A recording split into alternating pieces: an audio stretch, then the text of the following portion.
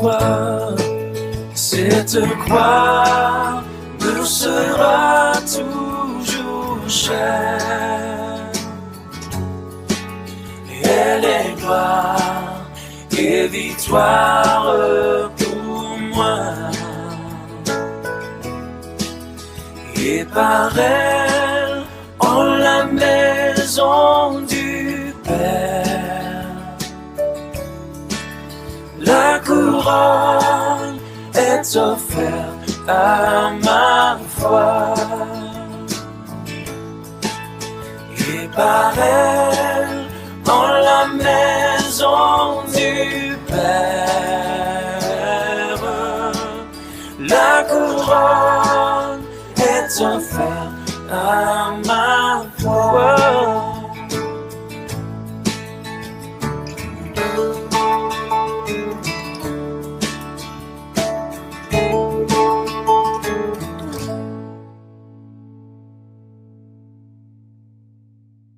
Au pasteur René, gloire à Dieu. Je dis bonjour au peuple de Dieu, chers bien-aimés dans le Seigneur. Ma joie est immense de me retrouver au milieu des enfants de Dieu, se trouvant à Paris et plus précisément l'église évangélique Vie Nouvelle. C'est toute une bénédiction. Que Dieu bénisse son peuple. Je voulais rendre un hommage, un grand hommage. Les mots me manquent pour dire merci à Dieu qui m'a permis ce voyage et qui a rendu possible le programme. Et comme l'a dit le pasteur René, j'étais déjà de passage une fois. Et Dieu faisant ces choses bonnes en son temps, c'est aujourd'hui que le Seigneur a voulu que je me présente devant vous. Et la confiance que j'ai eue du pasteur René, je voulais vraiment lui témoigner ma gratitude. Merci pour cette main d'association. Merci au pasteur Blaise. Merci au pasteur Gilles. Et merci à tous les serviteurs et servantes de Dieu se trouvant dans cette congrégation religieuse. Que le Seigneur puisse nous unir davantage. Comme cela a été dit, je suis pasteur Onkono Djesoutin Herman. Je viens directement du Bénin, Cotonou précisément, de l'église évangélique JJC. Et je suis pasteur de l'église du frère Florentin au Bénin.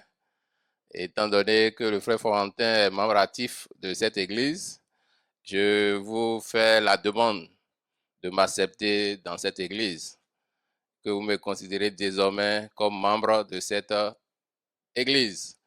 Si vous me faites cette faveur, cela me fera beaucoup plaisir. Ce serait le meilleur cadeau avec lequel je rentrerai au Bénin. Je peux désormais compter cette église comme celle à laquelle j'appartiens désormais. Merci pour votre cadeau. Que le Seigneur vous soit reconnaissant. Merci infiniment. Et que le sang de Jésus par lequel nous avions été unis, que ce sang nous unisse davantage. Chers bien-aimés dans le Seigneur, ce voyage a été une grande bénédiction parce que ça a commencé par le mariage.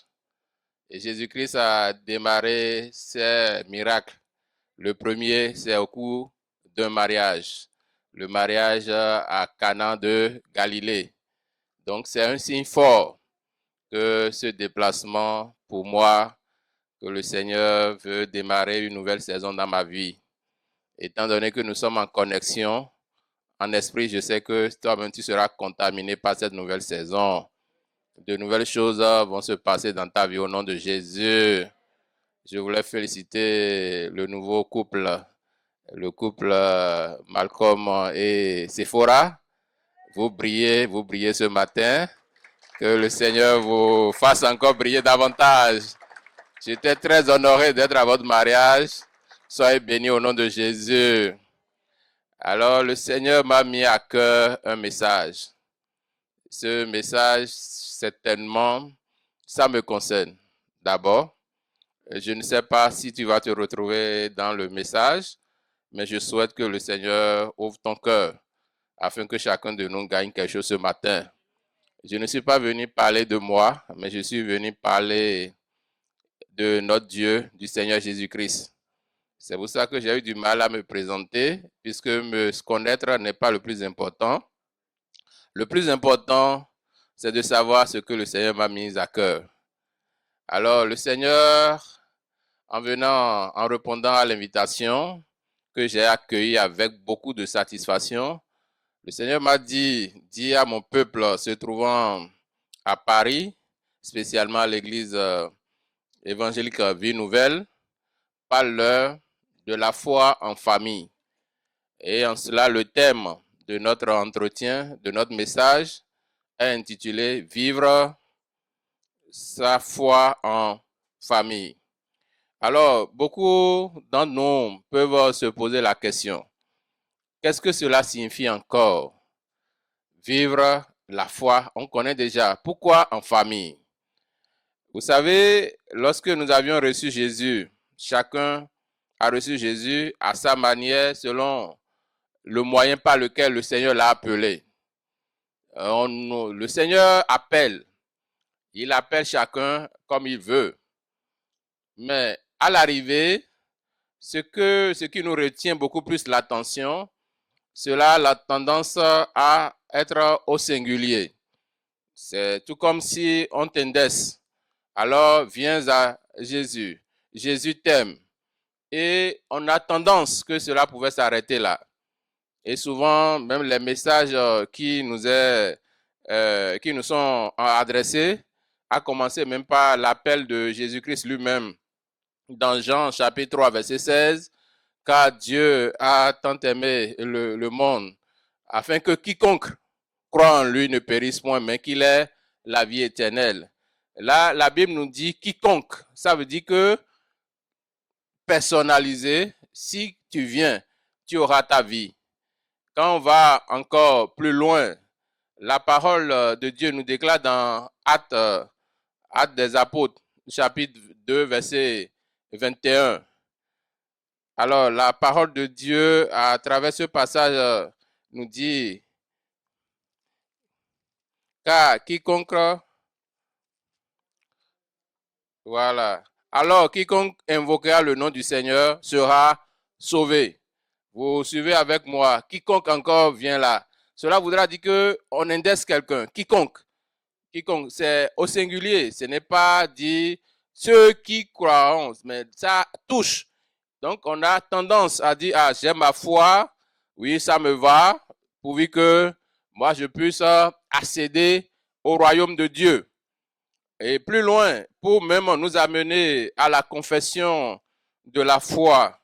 La confession de la foi est souvent individualisée, personnalisée, et c'est d'ailleurs ce que l'apôtre Paul pouvait exhorter l'église se trouvant à Rome lorsqu'il était en mission dans cette zone de la terre.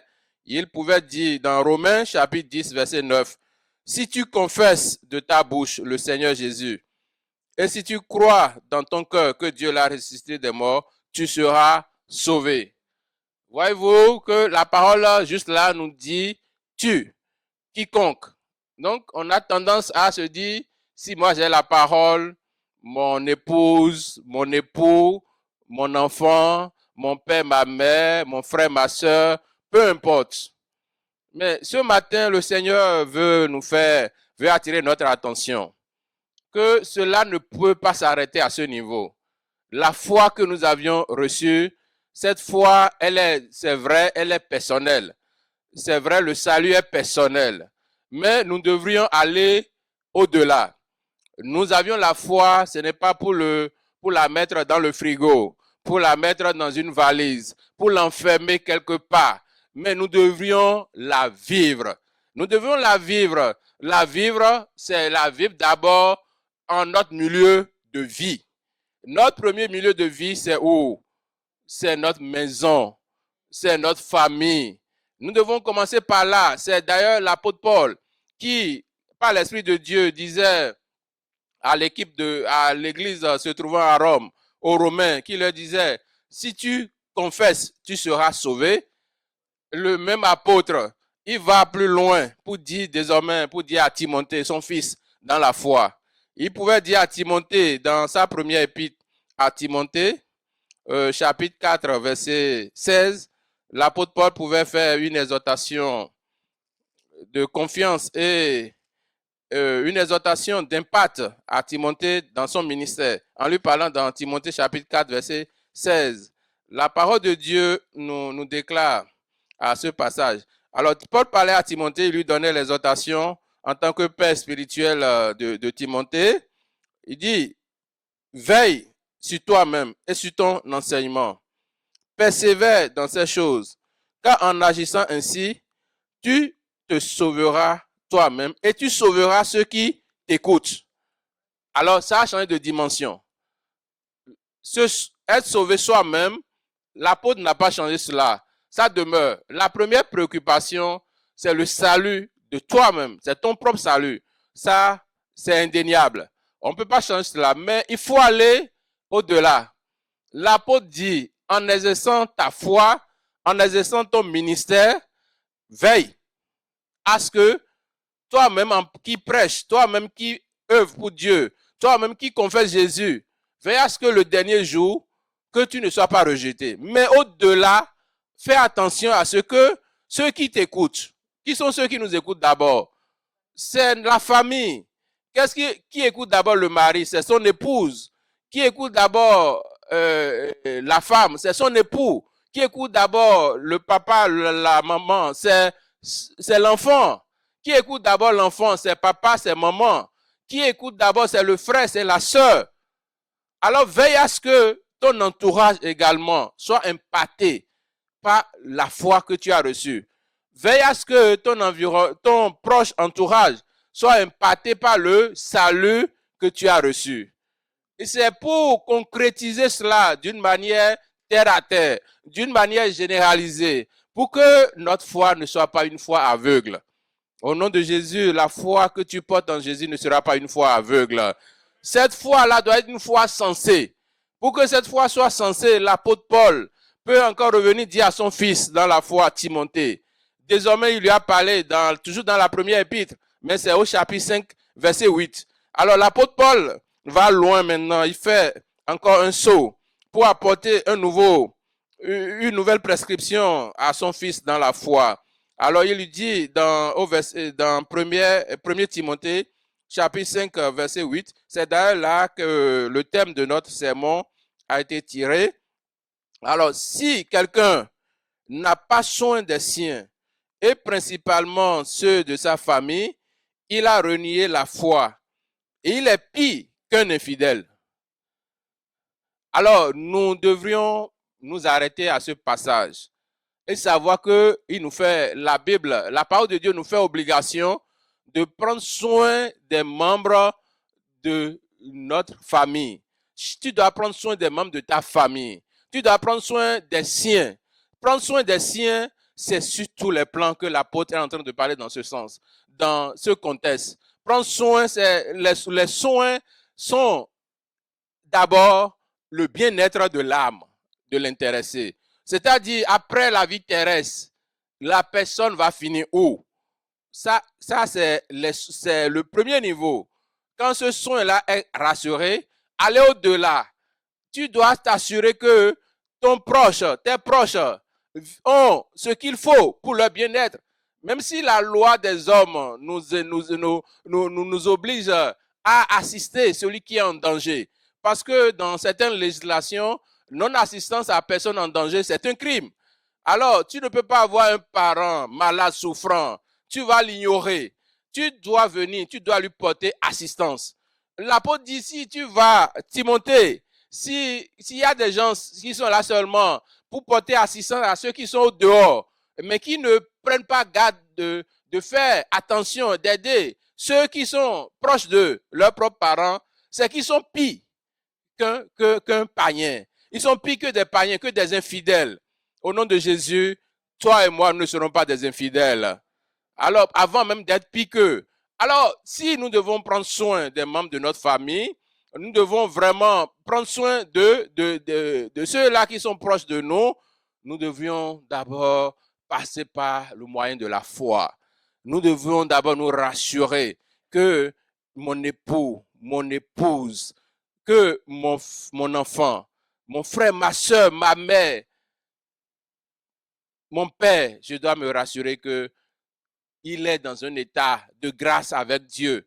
Je dois faire de mon mieux pour que la foi que j'ai reçue en Jésus, que cette foi puisse être partagée à son niveau. Alors, nous pouvons maintenant nous poser la question de quelle manière et comment pouvons-nous vivre notre foi en famille. C'est ça la préoccupation qui nous porte actuellement. Comment pouvons-nous vivre cette foi-là en famille? Comment pouvons-nous partager la foi que nous avions reçue et avec les membres de notre famille? Parce qu'il faut savoir que la famille, elle a une importance capitale dans la vie d'un être humain. On ne peut pas ignorer la place de la famille dans la vie de quelqu'un. Tu vois quelqu'un soucieux au bureau, tu vois quelqu'un qui a des soucis dans la communauté.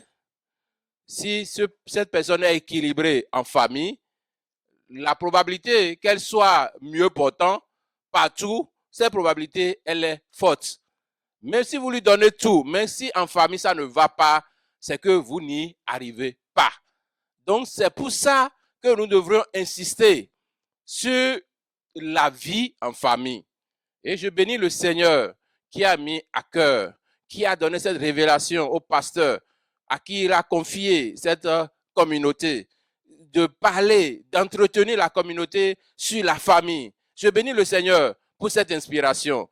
Et je sais que cette saison, elle sera favorable à toutes les familles de cette église au nom de Jésus. Donc nous ne devons pas négliger cette révélation qui nous a été apportée. Alors, comment pouvons-nous vivre la foi en famille? Comment peux-tu vivre ta foi en famille? Alors, cela va se passer sous deux formes. Alors, cela va se passer sur deux plans. Le premier plan, ce serait alors un plan de partage. Et le second plan, ce serait alors un plan d'impact. Donc, d'abord, toi, chrétien, toi, chrétienne, toi qui as reçu, qui as accepté Jésus, toi qui as la foi en Jésus-Christ, toi qui as déjà le salut. Alors, quand nous avions la foi, nous acceptons Jésus comme notre sauveur personnel. Quand tu acceptes Jésus comme ton sauveur personnel, alors qu'est-ce qui se passe? Ce qui se passe automatiquement, Jésus te fait don de son Saint-Esprit. Il te donne l'Esprit. Car tous ceux qui l'ont reçu et qui ont cru en lui, il leur a donné le pouvoir de devenir enfants de Dieu. Alors, ce pouvoir que nous avions reçu, c'est le Saint-Esprit. Ce n'est pas la foi que nous avions l'Esprit de Dieu. Quand nous avions l'Esprit de Dieu met en nous des fruits. L'Esprit de Dieu met en nous des bonnes choses pour faire du bien aux autres. Alors, c'est dans cela que nous pouvons parler des fruits de l'Esprit. Alors, ces fruits-là que nous avions, que tu as reçus, parce que tu as foi en Jésus, tu dois partager ces fruits-là d'abord avec les membres de ta famille. Nous pouvons nous rappeler, pour nous rafraîchir la mémoire, nous pouvons nous rappeler de ces fruits-là, quelques comme l'apôtre a eu à les lister sans être totalement exhaustif, dans Galates chapitre 5, verset 22. Alors, au nombre de ces fruits, nous pouvons citer, mais le fruit de l'esprit, c'est l'amour, c'est la joie, la paix, la patience, la bonté, la bénignité, la fidélité, la douceur, la tempérance. D'abord, le premier niveau de vivre sa foi en famille, c'est de partager ces fruits-là avec les membres de ta famille. Qu'est-ce que cela voudra dire concrètement? Cela voudra dire, si tu es en couple, si tu as une épouse, si tu as un époux, si tu as des enfants, si tu as un enfant, si tu as un père, tu as une mère, d'abord, ton époux, tu dois lui montrer de l'amour. Tu dois partager, c'est vivre la foi. Tu dois montrer, il n'y a pas de raison que toi qui crois en Jésus, tu ne sois pas attentif, que tu ne sois pas attentive à ton conjoint ou à ta conjointe. Donc, il n'y a pas de raison que tu ne lui... La patience, donc tu dois être patient dans tes relations. D'abord dans la maison. Tu dois être quelqu'un qui est un vecteur de la joie dans la famille. Tu dois être quelqu'un vecteur de la joie et non vecteur des pressions, des tensions. Tu dois être vecteur de la paix dans la famille. Tu dois partager ces fruits-là. Tu dois être patient avec ton époux. Tu dois être patiente avec ton épouse. Tu dois être patient avec tes enfants. Tu dois être patient avec ton père. Tu dois être patient avec ta mère, avec tes frères et sœurs. Voilà les fruits que tu partages parce que tu as foi en Jésus. La bonté, tu dois être bon. Pas parce que les autres sont bons que tu leur feras du bien. Mais tu fais du bien à ton époux parce que tu portes en toi le bon. Tu fais du bien à ton épouse parce que tu portes en toi le bon. Tu fais du bien à ton enfant, à ton père, parce que voilà ce que tu vis, voilà ce que tu partages, la douceur, la tempérance. Donc voilà, nous devons vivre la foi. La foi se vit. La foi se vit. La foi ne se dit pas seulement, mais elle se vit. Elle se vit par les fruits. Et c'est ça qui fera que nous aurons les familles apaisées. Et c'est ça qui fera que nous aurons les familles en joie. C'est ça qui fera que nous aurons de l'harmonie dans les familles. Et les cœurs seront apaisés. Et les bénédictions, ils seront de toutes parts. Là où il y a la paix, il y a les bénédictions. Là où il y a la paix, il y a la guérison. Donc, nous devons être vecteurs, nous devons partager, nous devons vivre cela. Donc, le premier niveau, toi qui as la foi en Jésus, tu dois partager cette foi-là. C'est ça qui consiste à faire quoi? À vivre la foi en famille. Alors, le second niveau de vivre la foi en famille, c'est de pouvoir quoi? C'est d'impacter les autres membres de ta famille. Et je rends grâce à Dieu pour la sœur qui a élevé la voix tout à l'heure, pour remercier Dieu, parce que tous les membres de sa famille sont en train de venir à Christ. Et je prie le Seigneur que cette déclaration qui a été faite, que le ciel vienne l'arroser au nom de Jésus. Et s'il y a toute tentative de l'ennemi pour rendre encore un cœur réticent à l'appel de Jésus, que ce matin, que l'union de toutes les forces divines, de la puissance divine, puisse écraser cette manigance du diable au nom de Jésus. Donc, nous devons alors avoir une vie d'impact. Nous devons avoir une vie d'impact pour que la foi que nous avions reçue en Jésus, pour que la foi que tu as reçue en Jésus, pour que cette foi-là puisse être contagieuse. Nous devons avoir une foi contagieuse.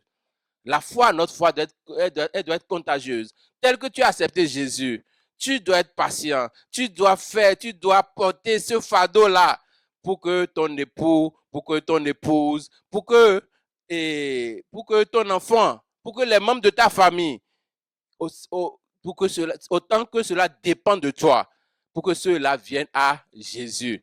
Nous devons aller un peu à l'école de Josué. Josué, lorsque, à un moment donné, le peuple d'Israël, le peuple était égaré et tout, Josué a pris une décision. Josué a pris une résolution. Alors, quelle est cette résolution-là? Qui nous montre que même s'il arrivait que nous n'arrivons pas à impacter les autres, même si nous arrivons à impacter les autres, le premier niveau que nous devons chercher à impacter, c'est d'abord les membres de notre famille, pas notre foi. Nous allons lire Josué chapitre 24, verset 15. À ce niveau, Josué nous fait un rappel important que nous devons intégrer dans notre vie de tous les jours pour pouvoir l'exercer à tout moment. Alors Josué pouvait dire dans cet écrit, il parlait aux Israélites, Josué chapitre 24, verset 15, « Et si vous ne trouvez pas bon de servir l'Éternel, choisissez aujourd'hui qui vous voulez servir, ou les dieux que servaient vos pères au-delà du fleuve, ou les dieux des Amoréens dans le pays desquels vous habitez. moi et ma maison, nous servirons l'Éternel. Toi-même, je prie le Seigneur, je te demande là où tu es aujourd'hui, que tu fasses cette déclaration. Tu peux le dire là où tu es assis ou assise. Moi et ma maison, nous servirons l'Éternel. Moi et ma maison, nous servirons l'Éternel. Que le Seigneur bénisse cela en toi. Que le Seigneur nous aide à y arriver au nom de Jésus.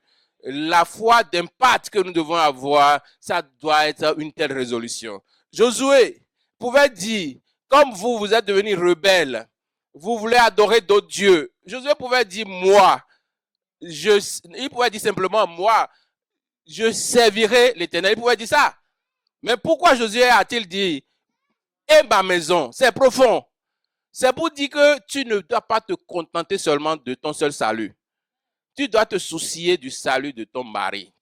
Tu dois te soucier du salut de ton épouse. Tu dois te soucier du salut de ton enfant, de ton père, de ta mère. Nous devons vivre notre foi en famille. C'est vraiment un désastre. C'est un désastre de constater que les leaders dans la foi, en griffe, les chefs religieux, les grands hommes de Dieu, les grandes femmes de Dieu. C'est un désastre de constater qu'ils consacrent tout le temps à l'œuvre de Dieu, à l'œuvre missionnaire parfois. Mais ils négligent totalement la vie de foi des membres de leur foyer. Il est déjà arrivé une fois, et ça c'est un fait vivant, où un missionnaire, un éminent homme de Dieu, responsable d'église, à qui Dieu a donné une grande église, et il ne faisait que voyager. Lui seul. D'ailleurs, je remercie la sœur qui, ce matin, demandait d'après mon épouse si nous sommes venus ensemble. J'ai présenté mes excuses que je n'ai pas pu arranger le programme pour que nous soyons ensemble. Et elle me conseillait que désormais, la dynamique, c'est que les missionnaires, les hommes de Dieu voyagent avec leurs épouses. Et je bénis sa vie, je bénis sa vie. Je bénis sa vie pour ce conseil que l'Esprit de Dieu m'a déjà confié et que cela a été confirmé. Alors, l'homme de Dieu dont je vous parlais, il voyageait de pays en pays et son épouse était garée dans leur pays, à l'église d'origine. Avec les enfants, ils avaient 2 enfants, un garçon et une fille. Je vous dis, il peut partir 6 mois sans revenir. Il fut même une période où la femme était malade, gravement malade, et il n'était pas joignable, cet homme de Dieu. Mais la seule chose qu'il savait faire, c'est d'envoyer de l'argent comme il pouvait. Et pour lui, il pensait que cela suffisait. Mais c'est de là-bas que la femme, malheureusement, était décédée. Par assistance de son mari, homme de Dieu, qui allait sauver les autres, qui allait faire pour que les autres puissent servir Dieu avec lui. Mais il n'avait pas souci que son épouse et ses enfants servent Dieu avec lui. Je vous dis, la femme a été enterrée en son absence. Je vous dis, de retour de son voyage, il a retrouvé son garçon dans les bars, dans les lieux, sa fille qui avait 2 pieds, un pied dans la parole, un autre pied au dehors. C'était terrible. C'était un désastre. Donc nous devons savoir que vivre la foi en famille, c'est une obligation. Nous devons impacter les membres de notre famille. Nous devons impacter notre époux. Tant que ton époux n'est pas venu avec toi, tu dois t'arrêter. Tu dois aller devant le Seigneur. Tu dois aller chercher la face du Seigneur. Tant que ton époux ne vient pas, tu dois aller chercher la face du Seigneur. Tant que l'enfant ne vient pas, tu dois aller chercher la face du Seigneur. Cela me rappelle l'histoire de cette femme-là qui, avec son mari au départ, les 2 mariés, pas dans la parole, pas dans le Seigneur. Mais avec le temps, Dieu a touché, l'Esprit de Dieu a touché la femme. Et la femme a accepté le Seigneur. Et l'homme, c'est quelqu'un qui avait un grand emploi et il allait selon le mode de vie du monde, sans Jésus, dans l'alcool, dans la débauche, dans tout ce qu'il y avait comme perversité, la drogue même. Mais cela, quand les vices ne reculent pas. Les vices là ne font que augmenter. Et avec le temps, les vices augmentaient en lui. Et cela a commencé par lui donner des soucis au boulot. La femme, qu'est-ce que la femme l'exhortait, l'amenait à venir à Christ. Le monsieur n'entendait pas du tout de son oreille cela. La femme ne se décourageait pas. La femme a érigé même dans leur maison un hôtel, une chambre. Et c'était la chambre de prière. Et il y avait les requêtes de prière que la femme adressait à Dieu pour son mari. Et le mari avait un gros problème au service, jusqu'à ce qu'il devrait être licencié. Je vous dis, Dieu, Jésus faisant grâce, Dieu a exaucé les genoux. Dieu a vu les supplications de la femme. La femme toujours à genoux pour son mari. La femme toujours dans la douleur, dans la prière pour son mari. Dieu a fait miracle. Jésus a touché le cœur du mari. Et à cause des supplications de cette femme, parce que cette femme savait qu'elle ne pouvait pas adorer elle seule Jésus, elle devait adorer Jésus avec son mari, avec sa famille. Jésus l'a exaucé. Et la famille a été renouvelée. Le mari est venu à la raison. Le mari est venu à Jésus. Le mari, toutes les vies ont abandonné le mari. Donc toi, aujourd'hui, qui pense que c'est déjà impossible, parce que tu as tout dit à ton mari, à ton époux, à ton épouse, à ton enfant, à tes enfants, et ça ne vient pas, à ton frère, à ta soeur, à ton père, à ta mère. Non, Dieu n'a pas encore dit son dernier mot. Que ton genou soit toujours à terre. N'abandonne pas. Parce que c'est avec lui que tu vas adorer le Seigneur. C'est avec elle que tu vas adorer le Seigneur. Car c'est avec eux que tu vas adorer le Seigneur. Jésus a dit, moi et ma maison, nous servirons l'Éternel. Jésus n'a jamais dit, moi, je servirai l'Éternel. Mais il a compté sur sa maison. Même si dans sa maison, il y a encore des gens de cette génération qui avaient encore leurs yeux orientés vers les autres dieux. Mais Jésus savait que Dieu va finir par l'écouter et gagner ces âmes-là pour le ciel. Donc, nous devons, la foi que nous avions reçue, nous devons la partager dans notre famille. Les fruits que cette foi que nous avons reçus de cette foi par le Saint-Esprit, nous devons partager les fruits. Nous devons, notre femme, ta femme, ton époux, ton épouse, tes enfants doivent être les premiers à témoigner de combien tu es patient, de combien tu es amoureux, de combien tu es attentif, de combien tu es bon. Ne le laisse pas et commence pas à être bon au dehors, non. C'est la famille d'abord qui doit témoigner de cela. Nous devons partager les fruits, nous devons vivre cela en famille. Si tu es préoccupé du gain des âmes, sois d'abord préoccupé du gain des âmes, commençant par ta famille. Ne laisse pas ta famille dans le désordre, dans le désastre, dans l'ombre de la mort. Et tu penses que tu iras chercher pour apporter la lumière ailleurs. Commence par ta famille. Car ta paix dépend, la paix de ta famille, et ta paix dépend de la paix de ta famille. C'est ce que tu oublies. Cet homme de Dieu, il est si grand, il est si puissant. Il a une grande église. Mais je vous dis, le jour, c'était sur un plateau de télévision où il était venu confesser tout ce qui se passait. Sa mission, son ministère, c'était comme si ça s'était arrêté d'un seul coup. Tant que ta famille n'a pas Jésus, quelque chose te manquera toujours, malgré ton degré dans la foi.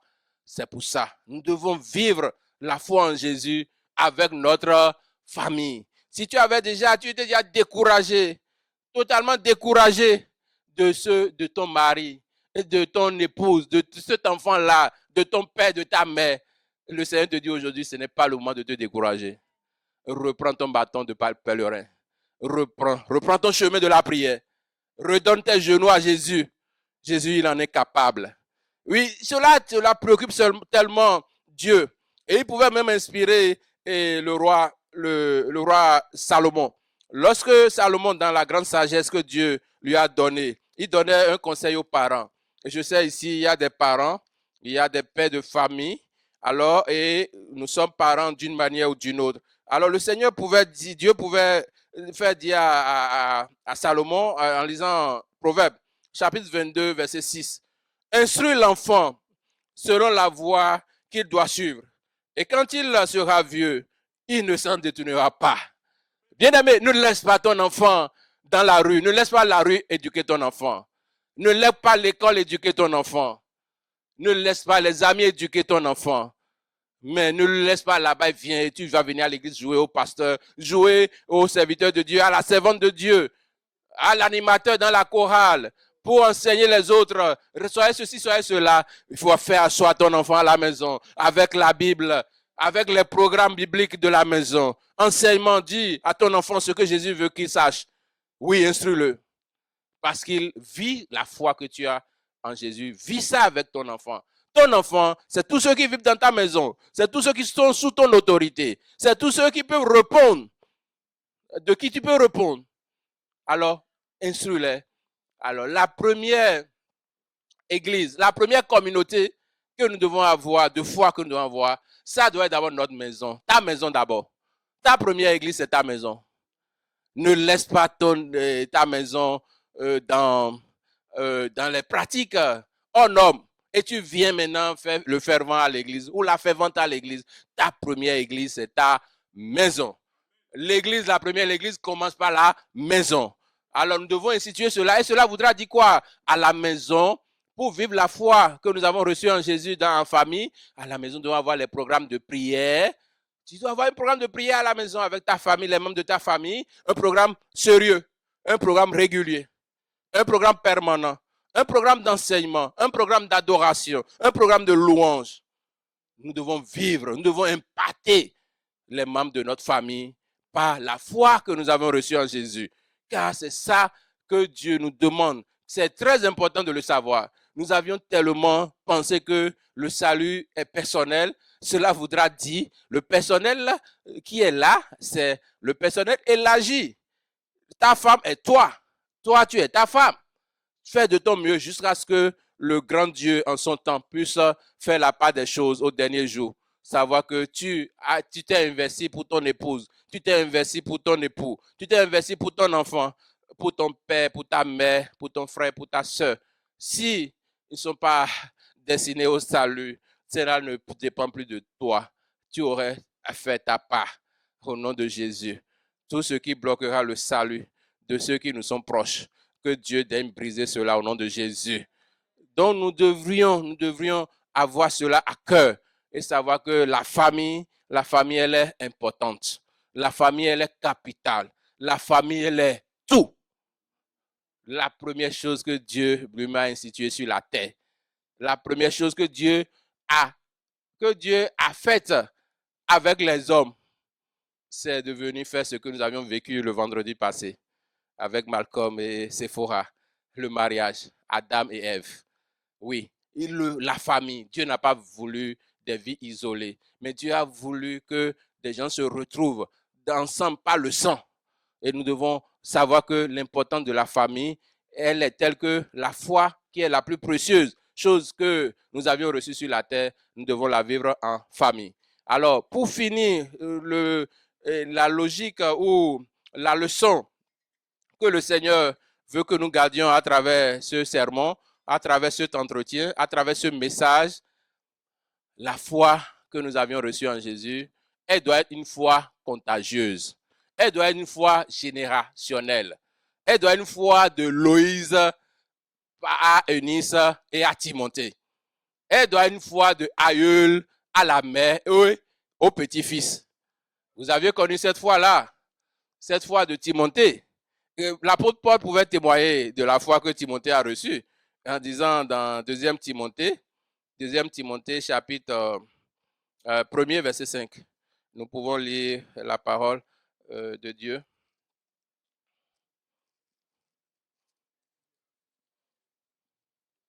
Alors l'apôtre Paul voyait les comportements de Timothée. Alors il s'est arrêté, il a parlé à Timothée en lui disant ceci dans 2 Timothée chapitre 1 verset 5. Gardant le souvenir de la foi sincère qui est en toi, qui habita d'abord ton aïeul Loïse et dans ta mère Eunice, et que j'en suis persuadé habite aussi en toi. Oui, la foi qui était dans l'aïeul, la grand-mère de Timothée, qui est Loïse, l'apôtre a remarqué ce même impact de foi dans la fille de Loïse, qui est Eunice.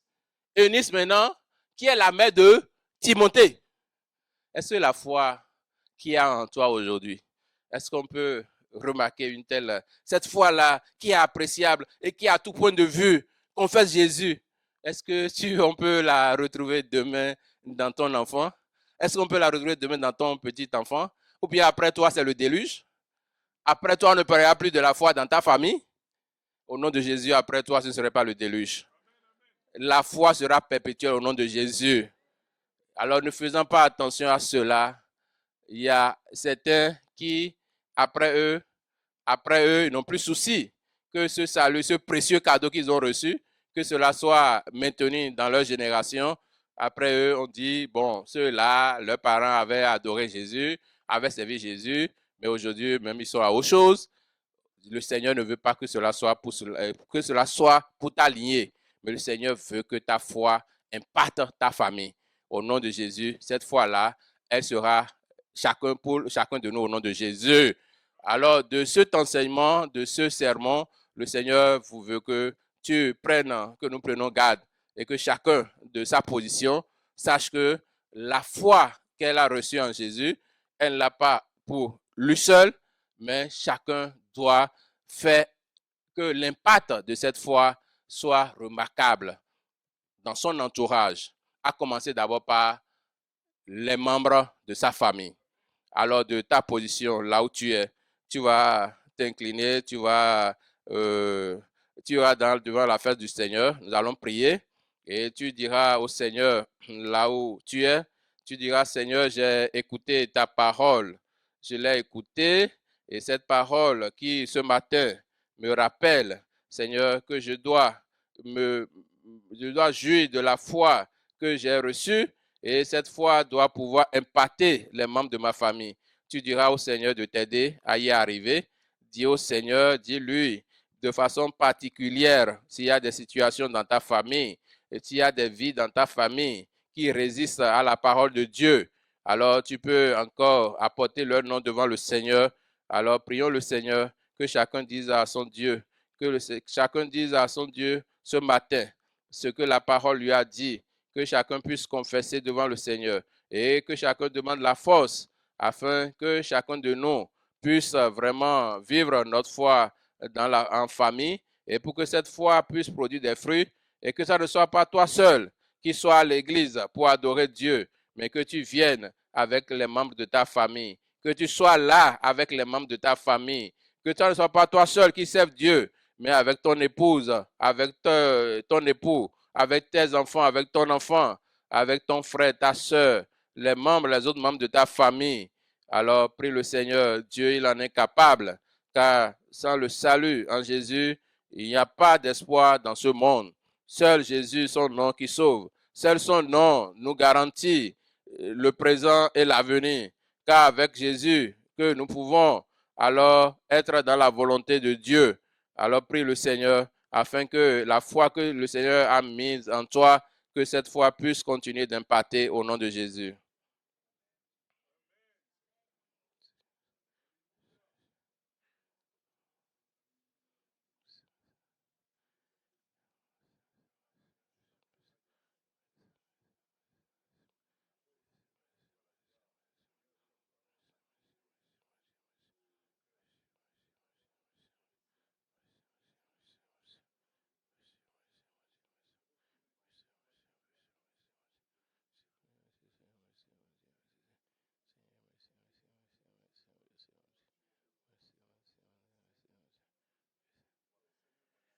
Remercie le Seigneur, car il t'a exaucé, car il a fait des grandes choses, car il est en train de réécrire l'histoire de ta famille, afin que tous les membres de ta famille viennent désormais à Jésus et que le témoignage de ta foi soit palpable dans la famille. Rends grâce au Seigneur. Au nom de Jésus, nous avons prié. Ensemble, nous allons prier. Seigneur, Père éternel, je te dis infiniment merci pour cette grâce que tu m'as faite d'être parmi les siens à l'église évangélique Vie Nouvelle. Seigneur, tu as enseigné à chacun de nous que nous devons vivre la foi que nous avons reçue de toi en famille. Ça doit être une foi de partage et une foi d'impact. Oh Seigneur Jésus, quelqu'un a écouté ce message. Seigneur, tu connais ce cœur-là. Seigneur, que la repentance soit pour ce cœur au nom de Jésus. Quelqu'un qui était découragé, Seigneur, de te servir avec sa famille parce que les désolations, les déceptions sont énormes dans la famille. Seigneur, toi qui renouvelles la force, Seigneur, renouvelle la force de cette personne au nom de Jésus. Seigneur, tout ce qui bloque un membre d'une famille à venir à toi, Seigneur, ce matin, que ce lien soit brisé au nom de Jésus. Seigneur, je te confie la vie de ton assemblée. Seigneur, pour maintenant et pour la suite, continue de prendre ta gloire. Continue de bénir nos familles. Seigneur, bénis l'Église Vie Nouvelle. Seigneur, bénis Paris. Seigneur, bénis la France. Seigneur, bénis le monde entier. Et que les âmes qui sont destinées à ton salut, que ces âmes-là soient gagnées au nom de Jésus. Et c'est au nom tout-puissant de notre Rédempteur, Seigneur Jésus-Christ, que nous avions ainsi prié. Amen. Amen. Merci.